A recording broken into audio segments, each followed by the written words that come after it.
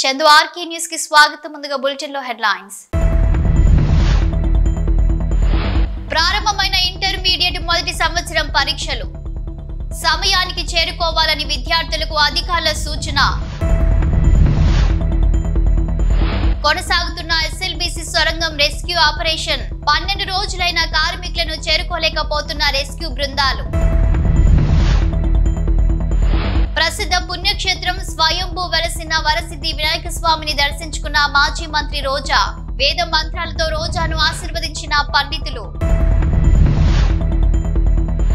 మతాలను రెచ్చగొడితే సహించేది లేదు. అన్నమయ్య జిల్లా ఎస్పీ విద్యాసాగర్ నాయుడు హెచ్చరిక.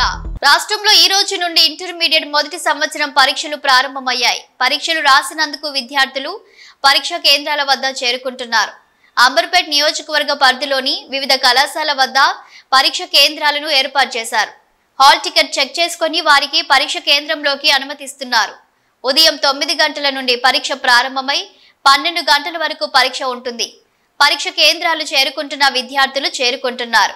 8 గంటల 45 నిమిషాల్లోపు విద్యార్థులు అందరూ పరీక్ష కేంద్రం చేరుకోవాలని అధికారులు తెలిపిన విషయం తెలిసిందే. పరీక్ష కేంద్రంలో బ్యాగులు, ఎలక్ట్రిక్ వస్తువులు, సెల్ ఫోన్లకు అనుమతించేది లేదంటూ అధికారులు తెలిపారు.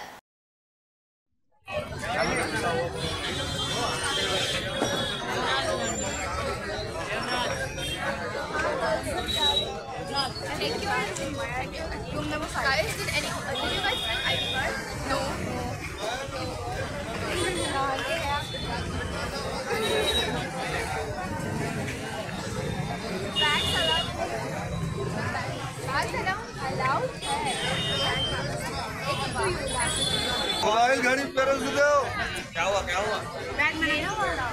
वाच ఉండే వాచ్ ఇచ్చేసండి वाच निकाल दो वाच बैग जमा कर दे वो बैग नहीं जमा होगा मैडम खाली साइड में रखते कौन जिम्मेवारी लेता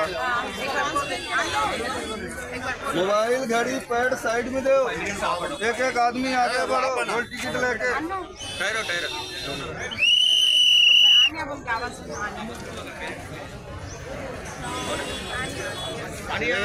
पैड मोबाइल घड़ी पेरेंट्स दे देना.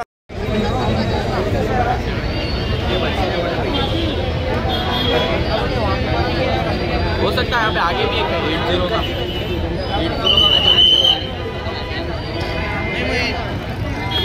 हो सकता है उसका भी वंश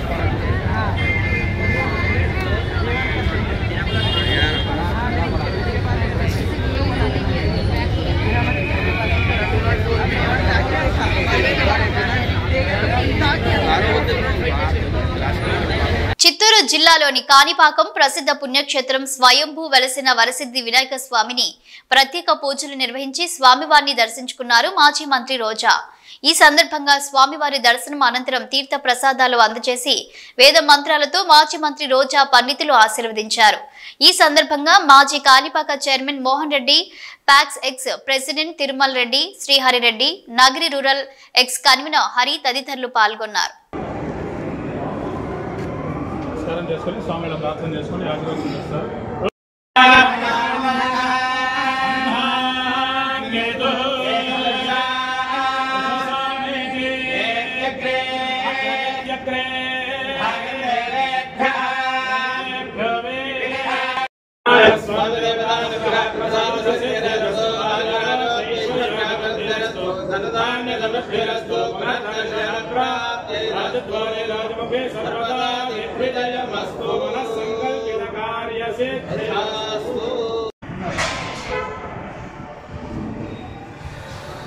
తెలంగాణలోని శ్రీశైలం ఎడమ ఒడ్డు కాలువ ఎస్ఎల్బీసీ సొరంగం వద్ద రెస్క్యూ ఆపరేషన్ 12వ రోజుకు చేరుకుంది. పరిస్థితి ఇంకా క్లిష్టంగానే ఉందని మరియు చిక్కుకున్న కార్మికులను చేరుకోవడానికి రెస్క్యూ బృందాలు తీవ్ర అడ్డంకులను ఎదుర్కొంటున్నాయి. ఆపరేషన్ లో పురోగతి సాధించడానికి అధికారులు అందుబాటులో ఉన్న అన్ని వనరులు మరియు నైపుణ్యాన్ని ఉపయోగిస్తున్నారు.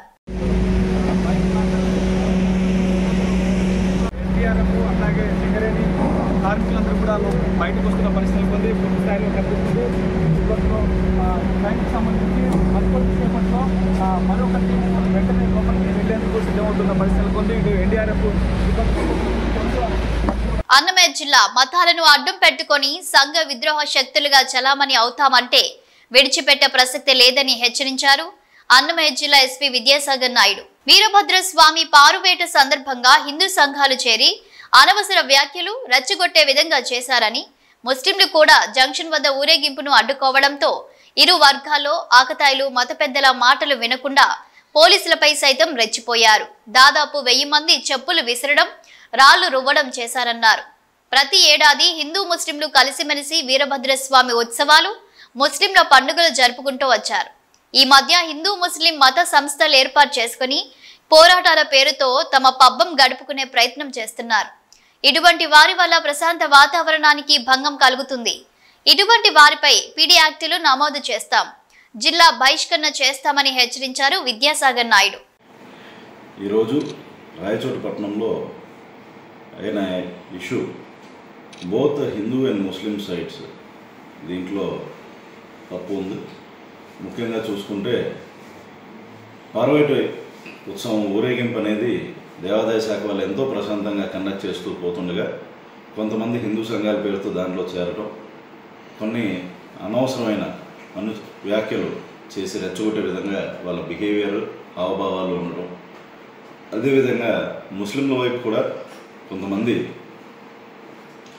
ఆ జంక్షన్లో ఉండి అసలు ఒక ఊరేగింపు వెళ్ళకూడదు అనే అర్థం వచ్చేటట్టు వాళ్ళ మాటలు, బిహేవియర్ ఉండటం, అదేవిధంగా మసీదులో కూడా కొంతమంది మత పెద్దలు కూడా రెచ్చగొట్టే విధంగా పోలీసులు మమ్మల్ని మోసం చేశారు అంటూ కొన్ని అన్నెసరీ వ్యాఖ్యలు చేస్తూ దాంట్లో అనౌన్స్మెంట్స్ ఇవ్వడం వల్ల బోత్ సైడ్స్ ఉన్న ఆకతాయిలు ముఖ్యంగా చూసుకుంటే దీంట్లో పెద్దలు కొంతమంది బోత్ సైడ్స్ కూడా వాళ్ళని సమయంను పాటించేదానికి సహకరించడానికి ఎంతో కష్టపడ్డారు. అయితే కొంతమంది ఆకతాయిలు చివరికి మత పెద్దల మాట కూడా వినకుండా దీంట్లో వాళ్ళని పక్కన ఉన్న వాళ్ళని రెచ్చగొడుతూ పోలీసుల మీద రాళ్ల దాడి, అదేవిధంగా కొంతమంది ఉన్నతాధికారుల మీద చెప్పులు విసిరే పరిస్థితి కూడా వాళ్ళు తేవడం జరిగింది. తద్వారా ముస్లిం సైడ్ దాదాపు ఒక 1000 మంది వరకు ఇటువంటి ప్రోత్సాహం వల్ల గుమిగూడి ఈ చర్యలకు పాల్పడ్డారు. అంతేకాకుండా హిందూ ఊరేగింపులో కూడా కొంతమంది చేరి ఆకతాయిలు ముస్లింలను కవించే విధంగా చేయటం వల్ల ఈ గొడవలు అనేవి ఈ రోజున ఈ విధంగా జరిగింది. అయితే దీంట్లో బోత్ సైడ్స్ మీద కూడా చట్టపరంగా కఠినమైన చర్యలు ఉంటాయి.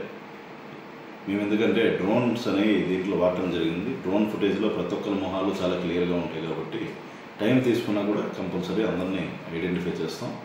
అయితే దీంట్లో భాగంగా పోలీసుల మీద రాళ్ళు రువ్వడము, అంతే కాకుండా చెప్పులు ఇటువంటి విసరడంతో అక్కడ పరిస్థితి అదుపు చేసేందుకు కానీ స్వల్పమైన లాఠీచార్జ్ చేయడం జరిగింది. ఆ స్వల్ప లాఠీచార్జ్లో మా వాళ్ళకు కూడా కొన్న మైనర్ గాయాలైనవి, అదేవిధంగా లాఠీచార్జ్లో కూడా కొంతమంది మైనర్ గాయాలైనట్టు గుర్తించాం. అయితే వీళ్ళందరినీ కూడా అదుపులోకి తీసుకుని ప్రశ్నిస్తున్నాం. ఎవరెవరైతే దీంట్లో భాగస్తులు ఉన్నారో, ఎవరైతే రెచ్చగొట్టారో వాళ్ళందరూ వీడియోలు కూడా మా దగ్గర ఉన్నాయి. కంపల్సరీ వాళ్ళ మీద చట్టపరంగా కఠినమైన చర్యలు తీసుకుంటాం. ఈ ఇన్సిడెంట్కి సంబంధించి ఎవరైనా కూడా పుకార్లు రేపినట్టయితే వాళ్ళ మీద కఠినమైన చర్యలు తీసుకోవడం జరుగుతుంది. ఒకటే విజ్ఞప్తి చేస్తున్నానండి, ప్రతి సంవత్సరము అనాది కాలంగా రాయచోటి పట్టణంలో ఒక మంచి సంస్కృతి అంటే వీరభద్రస్వామి ఉత్సవం అనేది వెళ్ళేటప్పుడు ముస్లింలు ఎంతో సాధారణంగా దాన్ని ఆహ్వానించి జరిపించడం జరుగుతుంది ఆయా ఏరియాస్లో. అంతేకాకుండా హిందువులు కూడా ముస్లిమ్స్ యొక్క పండుగలు ఈ టైంలో ఎంతో సహృద్భావమైన వాతావరణంతో ఇక్కడ మెలగటం జరుగుతుంది. అయితే ఈ మధ్యకాలంలో కొంతమంది హిందూ సంస్థల ముసుగుల్లోనూ, అదేవిధంగా ముస్లింల తరపున పోరాటం చేస్తున్నాం అంటూ వాళ్ళని మభ్యపెట్టి కొంతమంది వారి పబ్బం గడుపుకునే ఉద్దేశంతో రెచ్చగొట్టడం బోత్ సైడ్స్ జరుగుతుందండి. వీరి ఆగడాల వల్ల ఇటువంటి మంచి వాతావరణం చెడిపోయి బయటికి కంపల్సరీగా ఒకరికొకరు కొన్ని సిచ్యువేషన్స్లో ఎదురుపడితే గొడవలు అయ్యే పరిస్థితిని ఈరోజు కల్పిస్తున్నారు. కాబట్టి ఇటువంటి వారిని అందరినీ ఐడెంటిఫై చేసి ఇక్కడ నుండి ఎటువంటి పొరపాటున కవింపు చర్యలకు పాల్పడ్డా ఎలాంటి సందర్భంలో అయినా కఠినమైన చర్యలు వీరి మీద తీసుకుంటాం. అవసరమైతే జిల్లా బహిష్కరణ చేస్తాము, పీడీ యాక్ట్ కూడా వీళ్ళ మీద ప్రయోగించడం జరుగుతుంది. మితమైన అంశాలు సోషల్ మీడియాల ద్వారా రెచ్చగొట్టే విధంగా చేసేవారు. రెచ్చగొట్టే వ్యాఖ్యలు ఎవరు చేసినా కూడా వాళ్ళని ఇమీడియట్గా అరెస్ట్ చేసి చట్టపరంగా తీవ్రమైన చర్యలు తీసుకుంటాం. ఉత్తరాంధ్ర టీచర్స్ ఎమ్మెల్సీగా విజయం సాధించిన గాదె శ్రీనివాసులు నాయుడు ముఖ్యమంత్రి చంద్రబాబు నాయుడును కలిశారు. ఉండవల్లి నివాసంలో సీఎంను మర్యాదపూర్వకంగా కలిశారు. తన విజయానికి అన్ని విధాలా సహకరించినందుకు సీఎంకు కూటమికి శ్రీనివాసులు ధన్యవాదాలు తెలిపారు. ఈ సందర్భంగా శ్రీనివాసులను సీఎం అభినందించారు. ఉపాధ్యాయుల సమస్యలను పరిష్కరించడంతో పాటు వారిని అన్ని వేళలా గౌరవిస్తామని ముఖ్యమంత్రి అన్నారు.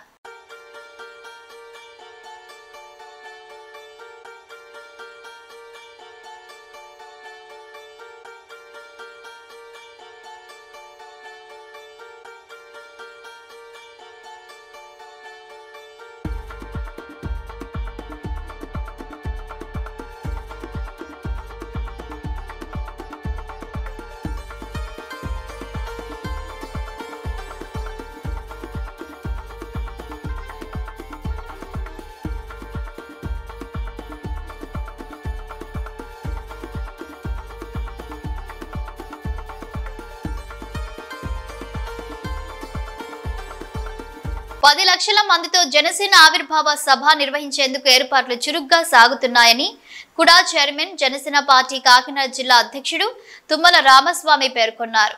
ఈ నెల 14వ తేదీన కాకినాడ జిల్లా చిత్రాడలో జరిగే జనసేన ఆవిర్భావ సభలో రాష్ట్ర చరిత్రలో ఒక మైలురాయిగా మిగిలిపోతుందని తుమ్మల రామస్వామి స్పష్టం చేశారు. సభ నిర్వహణ కోసం 14 కమిటీలు ఏర్పాటు చేసినట్లు తెలిపారు. కూటమి ప్రభుత్వం అధికారంలోకి వచ్చిన తరువాత తొలిసారి కాకినాడ జిల్లాలో ఈ సభ నిర్వహించడంపై దేశ రాజకీయాలు పవన్ వైపు చూస్తున్నాయని పేర్కొన్నారు. అందరికీ నమస్కారం.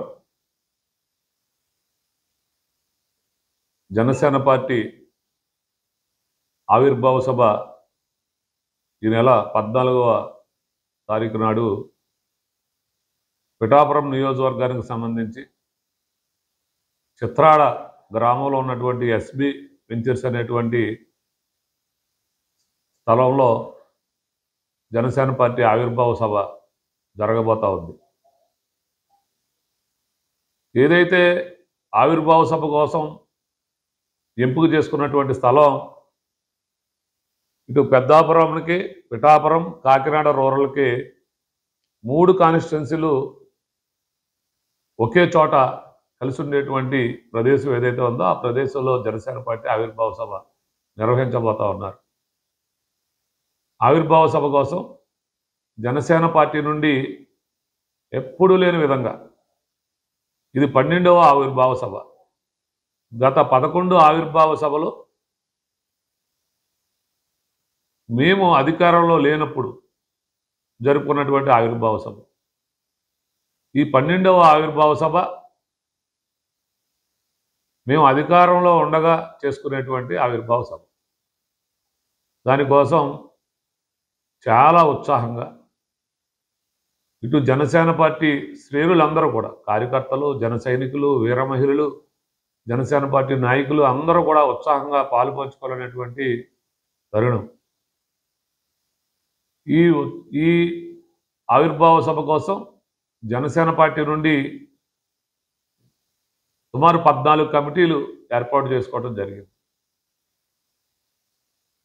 ప్రతి కమిటీలో నాయకులందరినీ భాగస్వాములు చేసి, ముఖ్యంగా ప్రతి పార్లమెంటు నియోజకవర్గానికి వినియోగినటువంటి రీతిలో జనసేన పార్టీ ఆవిర్భావ సభ జరగబోతా ఉంది అనేటువంటిది జనసేన పార్టీ జిల్లా అధ్యక్షుడిగా నాకు చాలా గర్వంగా ఉంది. కాకినాడ జిల్లాలో ఈ ఆవిర్భావ సభ పెట్టినందుకు కాకినాడ జిల్లా అధ్యక్షుడిగా నాకు కూడా చాలా ఆనందంగా ఉందని ఈ సందర్భంగా తెలియజేస్తా ఉన్నాను. కార్యదర్శి అయినటువంటి ప్రస్తుత ఎమ్మెల్సీగా ఉన్నటువంటి హరిప్రసాద్ గారు, వీరందరి నాయకత్వంలో మొత్తం మా జనసేన పార్టీకి ఉన్నటువంటి శాసనసభ్యులు, కార్పొరేషన్ చైర్మన్లు, వివిధ స్థాయిలో పార్టీ పదవుల్లో ఉన్నటువంటి నాయకులు, ఎమ్మెల్యేలు, శాసనసభ్యులు అందరూ కలిసి ఒక మీటింగ్ ఏర్పాటు చేసుకోవటం, రేపు 14వ తేదీ నాడు జరగబోయేటటువంటి ఆవిర్భావ సభ ఏ విధంగా సక్సెస్ చేసుకోవాలి అనేటువంటి దాని మీద మేధోమథనం చేయటం జరిగింది. దీనికి కారణం ఈ ఆవిర్భావ సభని అంత ప్రెస్టీజియస్గా చేసుకోవడానికి కారణం ఇటు తెలుగు రాష్ట్రాల ప్రజలే కాకుండా దేశం యావత్తు ఈరోజు పవన్ కళ్యాణ్ గారి వైపు చూస్తూ ఉన్నారు. పవన్ కళ్యాణ్ గారి నాయకత్వాన్ని కోరుకుంటా ఉన్నారు.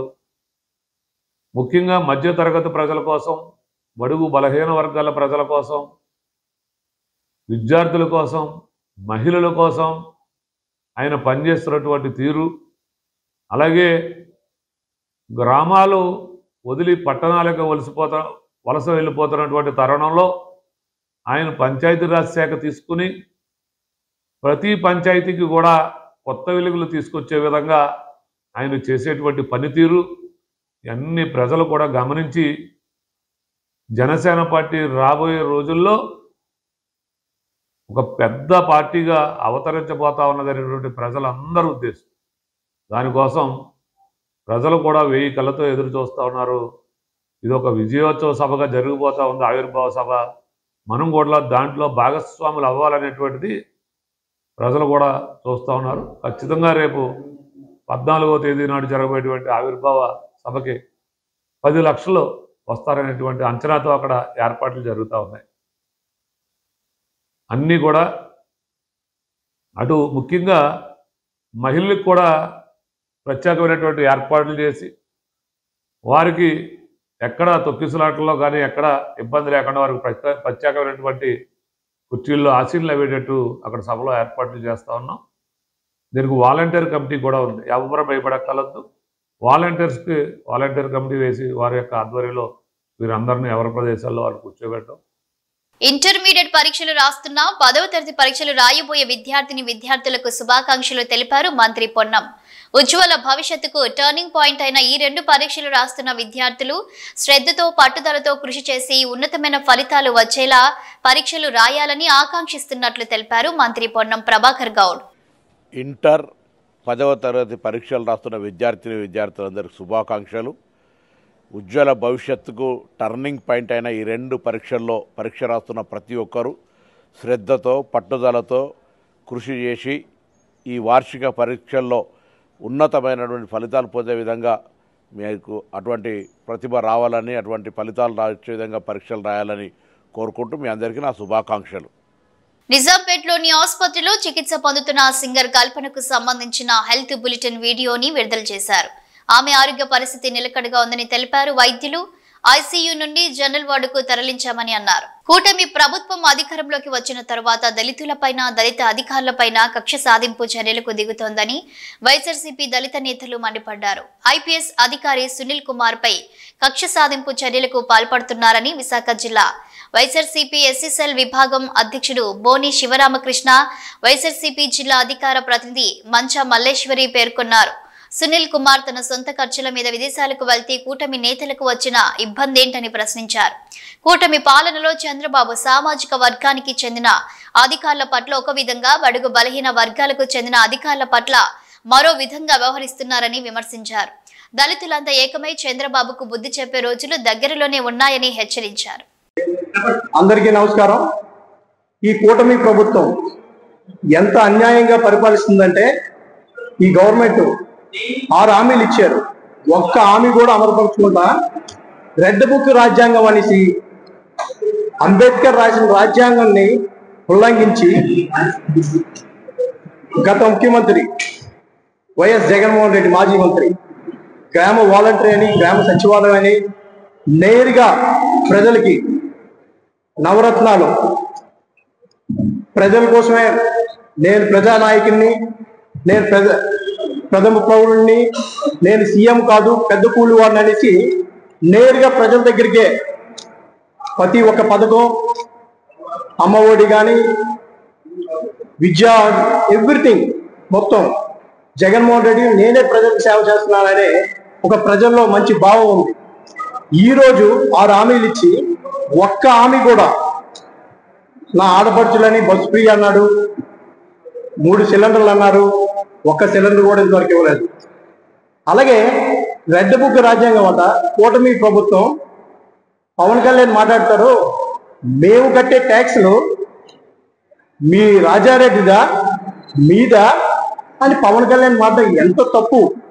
అలాగే నేను ఒక దళిత బిడ్డగా నేను నేరుగా అడుగుతున్నాను కూటమి ప్రభుత్వాన్ని, లోకేష్ని కానీ, పవన్ కళ్యాణ్ కానీ, నారా చంద్రబాబు నాయుడు కానీ, అయ్యా మా ఎస్సీలుగా పుట్టడం మేము తప్పు చేసామా? అంబేద్కర్ రాజ్యాంగం రాశారు. సునీల్ కుమార్ ఐపీఎస్ ఆయన ఎందుకు మీరు ఎంత ఇబ్బంది పెడుతున్నారు? ఈ రోజుల్లో మీకు ఒకటే నేను రిక్వెస్ట్ చేసి అడుగుతున్నా, నారా చంద్రబాబు నాయుడు గారు, లోకేష్కి చెప్పండి, రెడ్ బుక్ రాజ్యాంగం ఉంటుంది కదా, త్వరలో మేము ఆంధ్రప్రదేశ్లో మేమునే 35% మేమందరూ రోడ్డు ఎక్కుతాం. ఆషామాసం ఉండదు, మేము ధర్నాలు చేస్తాం. మీరు కానీ ఈ రెడ్ బుక్ రాజ్యాంగం కోసల కృష్ణమూర్తిని కానీ, అలాగే వంశీని కానీ, అలాగే మా నాయకులు సునీల్ అధికారిని, ఐపీఎస్ అధికారిని ఎంత ఇబ్బంది పెడుతున్నారు. నేను కూడా చిన్న నాయకుడిని, నన్ను A1 ముద్దయ్యగా ఎయిర్పోర్ట్లోని నన్ను అరెస్ట్ చేద్దాం అనుకొని నాకు నోటీస్ పంపించారు. రేపో మాపు అరెస్ట్ చేద్దాం అంటే నేను హైకోర్టుకి వెళ్ళి అప్పు చేసుకొని 9 మందిని, సత్యరామకృష్ణ రెడ్డిని, కాంతారావుని, మమ్మల్ని అందరినీ కలిపి అరెస్ట్ చేద్దామని కుట్ర రాజకీయాలు. మాలాంటి పేద ప్రజలు అరెస్ట్ చేస్తే మీకు ఏంటి వస్తుందయ్యా? 6 హామీల్ని అమలుపరిచింది. మంచి ప్రభుత్వాన్ని అనిపించుకోండి. 2027ని ఎలాగా 1 ఎలక్షన్ అంటున్నారు కదా, ఆ ఎలక్షన్లో ప్రజలు చూపెడతారు మీకు. మీరు ఈవీఎం ద్వారా గెలిచారో, మీరు ఎలా గెలిచారో ప్రజలకు తెలుసు. మీరు గెలిచి పరిపాలిస్తున్నారు కదా, మీరు అవుట్ ఆఫ్ కంట్రీ వెళ్ళి ఏదో తీసుకొస్తున్నా అన్నారు, ఏ ఒక్కటి కూడా తీసుకురాలేదు. అలాగే మా నాయకురాలు మాట్లాడతారు. అందరికీ నమస్కారం. నా పేరు డాక్టర్ మంచా నాగమల్లేశ్వరి, వైఎస్ఆర్సీపీ పార్టీ విశాఖ జిల్లా అధికార ప్రతినిధి. అదేవిధంగా నాతో పాటు బోనే శివరామకృష్ణ గారు, విశాఖ జిల్లా ఎస్సీ ప్రెసిడెంట్, ఇప్పటి వరకు మాట్లాడారు. బేసిక్ గా ఇవాళ ఎందుకు మేము మీడియా మిత్రులందరినీ పిలిచాము అని అంటే, ఇవాళ కూటమి ప్రభుత్వంలో జరుగుతున్నటువంటి ఈ రెడ్ బుక్ రాజ్యాంగంలో కక్షపూరితమైనటువంటి అరెస్టులు, లేకపోతే ఇబ్బంది పెట్టడాలు, లేకపోతే అన్ని విధాలుగా అవమానించడాలు జరుగుతున్నటువంటి సందర్భంలో ఇవన్నీ ఒక ఎత్తైతే, దళితుల మీద వీళ్ళు చేస్తున్నటువంటి అగత్యాలు, ఈ కూటమి ప్రభుత్వానికి దళితుల మీద ఉన్నటువంటి కన్సర్న్ ఏంటి అని అనేది మరొకసారి మా దళిత బిడ్డ అయినటువంటి సునీల్ కుమార్ గారు ఐపీఎస్ ని సస్పెండ్ చేయడం అనేది చాలా చాలా మా జాతి మొత్తం ఖండిస్తున్నటువంటి విషయం. ఒక ఐపీఎస్ ఆఫీసర్ ని ఏ విధంగా సస్పెండ్ చేయాలి, దానికి ముందు మెమో ఇవ్వాలా లేదా, మెమో ఇచ్చిన తర్వాత ఎంక్వైరీ చేయాలా లేదా, ఎంక్వైరీకి ఒక కమిటీని వెయ్యాలా లేదా, ఇవన్నీ ఆలోచించకుండా మీ కక్షపూరితమైనటువంటి రాజకీయం కోసం ఒక సిన్సియర్ దళిత ఆఫీసర్ మీద మీరు చేస్తున్నటువంటి కుట్ర మీ కూటమి ప్రభుత్వానికే చెంపదెబ్బగా త్వరలో మీరు దీని యొక్క పర్యవసానం ఏంటి అని అనేది గమనిస్తారు. దళితుడు ఏ రోజు ఫ్లైట్ లో వెళ్ళకూడదా? దళితుడు ఫ్లైట్ లో తిరగకూడదా? లేకపోతే దళితుల పిల్లలు అమెరికా వెళ్ళి చదువుకోకూడదా? లేకపోతే వాళ్ళ పిల్లల్ని చూడడానికి దళితులు వెళ్ళకూడదా? నిజంగా మీకు ఐపీఎస్ల మీద ఎంక్వైరీ పెట్టి వాళ్ళ సొంత డబ్బులు పెట్టుకొని వాళ్ళు విదేశాలకు వెళ్తే మీకు వచ్చిన ప్రాబ్లం ఏంటనేది నాకు. బులెటిన్ ముగించే ముందు హెడ్లైన్స్ మరోసారి. ప్రారంభమైన ఇంటర్మీడియట్ మొదటి సంవత్సరం పరీక్షలు సమయానికి చేరుకోవాలని విద్యార్థులకు అధికారుల సూచన. కొనసాగుతున్న ఎస్ఎల్బీసీ సొరంగం రెస్క్యూ ఆపరేషన్. 12 రోజులైన కార్మికులను చేరుకోలేకపోతున్న రెస్క్యూ బృందాలు. ప్రసిద్ధ పుణ్యక్షేత్రం స్వయంభూ వెలసిన వరసిద్ధి వినాయక స్వామిని దర్శించుకున్న మాజీ మంత్రి రోజా. వేద మంత్రాలతో రోజాను ఆశీర్వదించిన పండితులు. మతాలను రెచ్చగొడితే సహించేది లేదు, అన్నమయ్య జిల్లా ఎస్పీ విద్యాసాగర్ నాయుడు హెచ్చరిక. ఇవి bulletin updates. Keep watching news.